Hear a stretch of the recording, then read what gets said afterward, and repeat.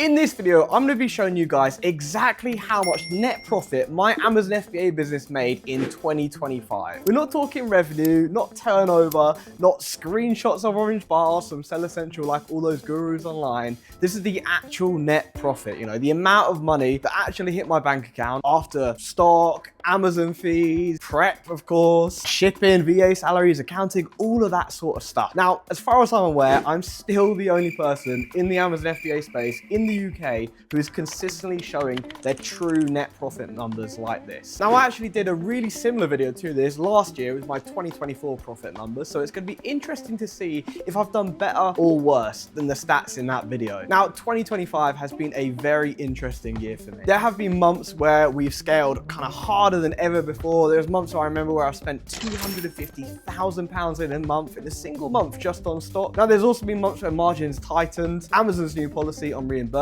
for example, was implemented at the start of 2025. And that was something I was really worried about. No longer are they going to be giving me reimbursements at huge profits. And instead, when they lose their stock, I'll just about get the cost price. There have also been major operational upgrades, bigger inventory swings, and some serious lessons learned. So in this video, I'm going to be breaking down exactly how much profit the business made in 2025, what changed compared to last year, what's working right now in online arbitrage, and what I'm actually focusing on to scale even bigger going into 2026. So if you're serious about building a real Amazon FBA business, you know, not just chasing revenue screenshots, then this is the video that you need to watch all the way through. So let's get into it. So my tax year ended in September of 2025. So this will be kind of September 2024 to September 2025, but generally it's my kind of 2025 trading year. So excludes Christmas, annoyingly, because that is usually the best part, but I guess it does include Christmas of 2024. But anyway, enough nattering. Let me get into the nitty gritty details. So if you haven't seen something like this before,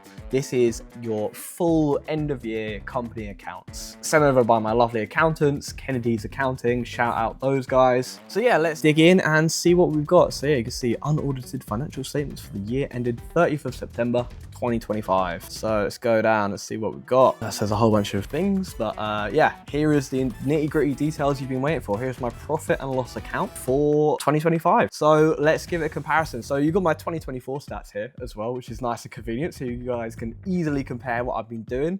So 2024, we did about £1.3 million in revenue, which is really awesome. 2025, we've done even more, absolutely smashed it. We've done £2 million in revenue, which is really, really great to see. You know, I can definitely now say that I'm a multi-seven-figure seller, which is pretty cool to see. Cost of sales as well, you can see the kind of gross profit figures. So in 2024, my gross profit was £171,000, which is fucking nuts. I mean, that is just crazy. Considering I don't have any UK employees, and all my staff are in the Philippines, they're paid good wages for the Philippines, but quite little compared to, you know, staff in the UK. It's crazy to be able to do that much in gross profit. So yeah, 2025, 202,000 in gross profit, which is pretty fucking awesome. I'm liking that. So yeah, let's have a look. So we got distribution costs. I would guess this is like postage costs, stuff like that. So for example, the warehouse I'm in right now, this isn't my warehouse. I just broke in it. Nah, I'm kidding. This is my prep center. So the way a prep center works is it's a third-party company that basically works for a lot of other Amazon sellers. I'm obviously one of the clients here. Thankfully, it's around the corner from me and I'm able to just kind of come in and record sometimes. But for the most part, I am never here. It is just a staff that work for an independent company that handle all of my inbound stock. They package everything up, they label it, they put it in a box and they send it to Amazon, where Amazon handle the fulfillment to the customer. But basically, this place is necessary because I'm getting loads of different random units from loads of different random places. It's all got to be kind of commingled together in the same box to send off to Amazon. It's all got to be labeled up as well. All things prep as well, they deal with returns, so I can get my returns sent here. They'll deal with kind of reselling it for me or putting it back onto Amazon as used and all of that sort of stuff. So it's super helpful. The reason I use a prep center is because it just makes so much sense financially as well as just like mentally. Financially, I pay roughly £2 grand a month, I would say, in prep expenses. You know, obviously it goes up and down depending how many units I ship, but generally about 2 grand. Now I know of the 2 warehouse units that All Things Prep have here, I know each unit is probably about 2 to 3 grand a month. So I reckon they're probably paying about 6 grand a month in rent, something like that. Already, I'm saving way more money. And that's before you even get into employing UK employees and doing all that stuff. Like it's a headache, basically. Instead of doing all that and paying more and having a headache on my hands, I just outsource it, and it's not an issue for me. And that allows me to live the life I want to live, you know, traveling all over the world, doing whatever. Like I'm literally in 2 days time traveling to Malaysia and Thailand and China for like 2 months. I don't think I'd be able to do that if I had to run a warehouse. Anyway, tangent over. We've also got administrative expenses. So I guess that's like VAs and software costs and just all the other kind of random things. So yeah, overall operating profit, we've gone from 89,000 up to 99,000. So just shy by 600 quid of 100 grand in operating profit for 2025, which I'm very, very happy with, I would say. Obviously the tax man's got to take his cut. A cruel £25,000 in tax this year, which is rough. I mean, that's slightly under the kind of average salary for the UK that I'm paying in tax in 1 year for just this company out of 6 companies that I run. So that's pretty mean, but game's a game. You can see in 2024, I paid way less in corporation tax, and that is because I had purchased a lovely new BMW, which was a company expense, so I was able to negate a lot of that profit by buying that car. Unfortunately, in this tax year, I haven't bought any vehicles.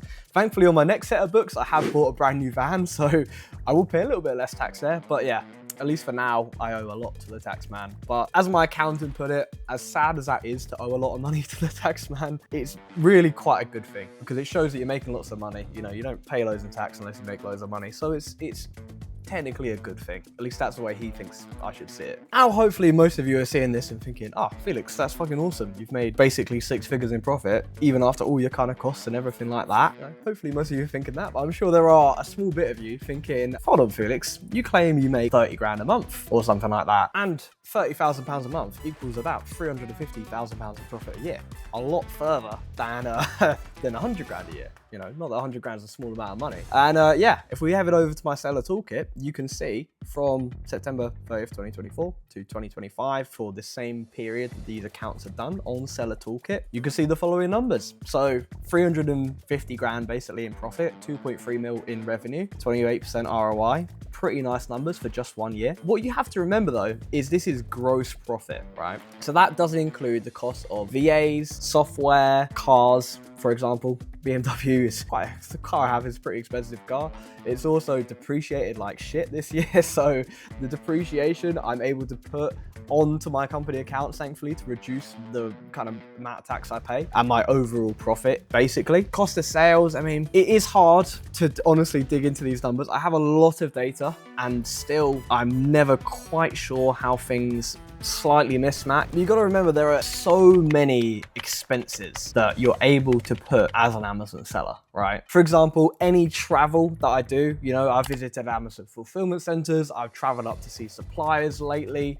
All that stuff like hotel bookings I can put on the company accounts as long as it's all for business purposes, and trust me, it always is. You know, equipment as well, the phone I'm recording this on, stuff like this microphone, this laptop that I'm using.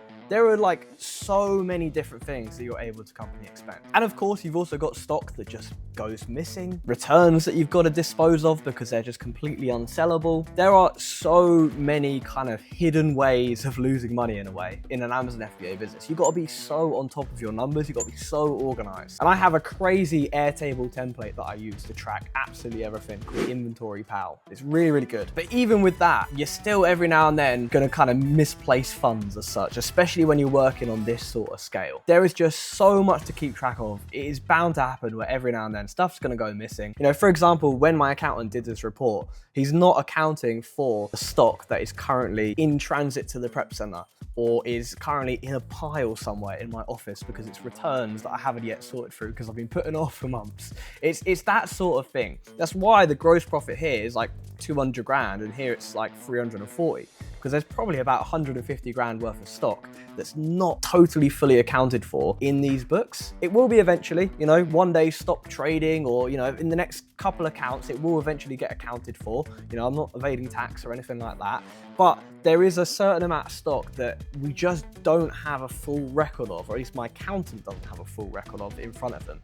So it's not fully accounted for in this tax return. Hopefully that makes sense. I haven't just dogged myself in on any kind of tax crimes. I pay my tax, I do my best. But realistically, there is a certain amount of stuff that just isn't fully totally accounted for. Eventually it will be, you know, when you close the company or whatever, it all gets accounted for in the end. You can never run away from tax forever. But yeah, that's just to kind of explain the discrepancy and why these figures are a little bit different to the ones you normally see me post online. It's not that I'm lying, it's just that my accountant has a way of doing it and he's not got every single bit of stock in front of him. You know, he's not coming to my warehouse and kind of checking every single thing, and well, not my warehouse, but the prep center, and checking every little bit of stock and whatever. He's just got a report from Amazon for what's currently in inventory. So anything in transit obviously may or may not be accounted for fully. But yeah, overall, I'm pretty happy with that. You know, 6 figures in profit, and we know that it's realistically probably about double that once you account for kind of the fun expenses as such, you know, like traveling and shit like that, and stuff I need anyway, like a phone and a laptop and things, as well as all of this kind of stock that's in transit that's not fully accounted for in these figures. So yeah, overall, very, very happy with that. I mean, I've made progress. You know, I've almost, well, I wouldn't say quite doubled revenue, but we've gone from like 1.4 mil-ish to 2 mil in revenue in a year. We obviously upped the profit as well, made an extra kind of 25 grand even in just actual net profit, which is really good. I mean, to go from 75 grand to 100 grand in net profit, you know, at that sort of rate, next year, hopefully we're looking at 125 or something like that. So now, how am I going to change things going forward? How am I going to do even better in 2026? Well, I've got a few ideas. For one, I want to sell a few more kind of low return rate, low ticket kind of goods, regular consumable sort of things. I mean, if we go back onto the seller toolkit, my refund rate is at 7.2%, which isn't awful. I mean, that's pretty standard for the items I sell. I sell a lot of tech products, and tech just unfortunately has a higher return rate. But with the Amazon policy change that I mentioned earlier in the video in the intro about these reimbursements, that they're not going to be giving you as high reimbursements anymore, it's something that I want to kind of pad out a bit with some high ROI, fast selling, low return rate goods, because that's just, you know, easy money to kind of cover any return costs from the electronics. Something I have already been doing a little bit in 2025 anyway. And realistically, if you do manage your returns effectively, it's not as bad as you might think. You know, 7% of stuff might get returned back, but then if only 1 or 2% of that stuff has to actually be kind of disposed of or sold at like really bad prices, if most of that is coming back pretty much brand new or just like package open that you can resell as used, it's not a big deal. Overall, that's probably the only change I'm planning on making, to be honest. Other than that, I just want to spend more, continue working on other businesses outside of Amazon. I mean, as much as I love Amazon, I'm slightly bored of it mentally, which seems kind of silly because obviously I'm making loads of money and whatever, and I don't plan on stopping Amazon, but I want to do other things that are completely not Amazon related, just for the sake of doing something cool on the side, a little side hustle. I mean, the freedom that this sort of profit gives you is that you don't have to worry about failing when you start a new business. You know, if I spend 10 grand making some new business and it fails spectacularly and I lose all the money somehow, it's like, oh well, that company was founded as a subsidiary of my Amazon company, and the profits or the losses are just absorbed in the next accounts. It's not like a massive deal. It's not where I'm going to lose my house or, you know, be out of work for months or anything like that. It gives you the freedom to experiment that little bit more and do stuff that previously I was scared to do because I was focused on just, I need to make money and I need to make money now. I'm instead able to kind of be like, okay, how can I do a little long-term play on this? You know, for example, I'm currently in the process of buying a student property in a nearby uni city of mine. So that'll bring in about 20 to 25 grand a year in rent, which basically just covers the mortgage. That is very much a long-term play because for the first 20 years or so, I'm basically breaking even each year. But after 20 years, once the mortgage is paid off, that's going to be 20, 25 grand a year in straight profit, which is, being that I'm just about to turn 23 tomorrow. When I'm 43 years old, I think I'll be pretty happy that I've done that, especially with my plans to buy other properties after this. You know, it's going to be the first of many, I hope. So I'll be just doing more stuff like that, really, to kind of really set myself up so that if Amazon turned around tomorrow and was like, you know, we don't want third-party sellers on the platform anymore or something like that, I mean, they're not going to do that realistically.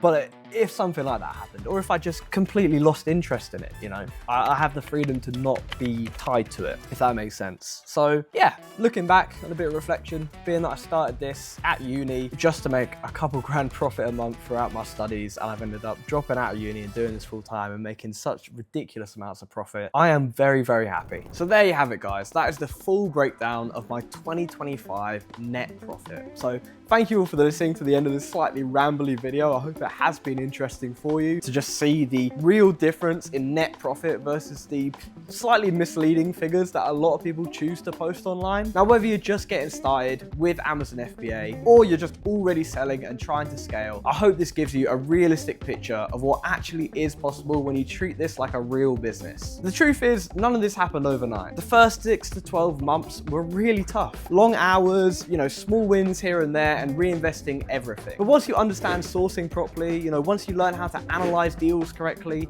and once you start just compounding your capital, this business model becomes crazy powerful. Now, if you do want to shortcut that learning curve and you want to see exactly how I've been able to source and analyze and scale right now, check out the top link down below in the video description, and you can book in a call with me to learn more about my mentorship program. And if you're not quite ready for that yet, I've got loads of videos on this channel breaking down everything from beginner basics to advanced scaling strategies. A good one to start with is my full free Amazon FBA course. You can click the link up here and you should be able to watch it, and that's designed for complete beginners. Drop a comment down below with what you want to see in the next videos from me, and I'll catch you guys in the next one.